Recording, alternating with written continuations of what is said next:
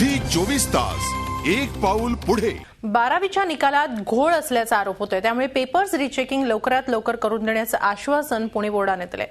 पण या रिचेकिंगचा आयआयटी आणि जेईईच्या ऍडमिशनसाठी काही उपयोग होणार का, असा संभ्रम विद्यार्थ्यांमध्ये निर्माण झाला।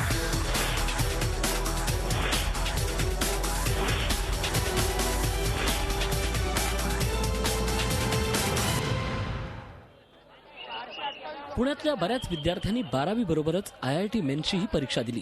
त्यात बऱ्याच विद्यार्थ्यांना चांगले गुण मिळाले, पण 12वीच्या परीक्षेत मात्र अपेक्षेपेक्षा कमीच गुण मिळाल्यानं आता आयआयटीला ऍडमिशन मिळणार का, याबाबत हे विद्यार्थी संभ्रमात आहे।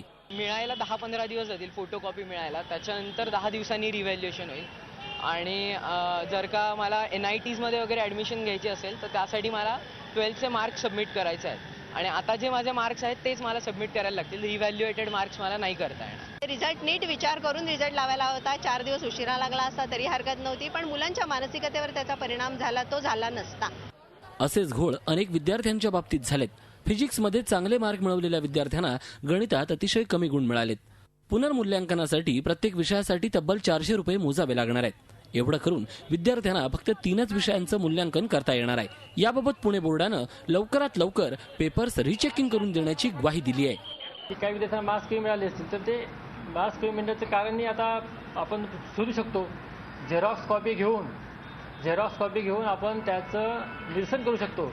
झेरॉक्स कॉपीसाठी अर्ज केला तर आम्ही तुम्हाला विविध कालमर्यादेमध्ये झेरॉक्स कॉपी प्राप्त करून देऊ। पुनर्मूल्यांकनासाठी कमीत कमी 10 दिवसांचा वेळ लागणार आहे। मात्र दरम्यान आयआयटी आणि जेईईची प्रवेश प्रक्रिया सुरू होणार आहे। त्यामुळे पुनर्मूल्यांकनानंतर गुणामध्ये वाढ जरी झाली तर याचा उपयोग मेरिट लिस्टसाठी होणार का, असा प्रश्न या विद्यार्थ्यांना पडलाय। अश्विनी पवार, झी मीडिया, पुणे। झी 24 तास एक पाऊल पुढे।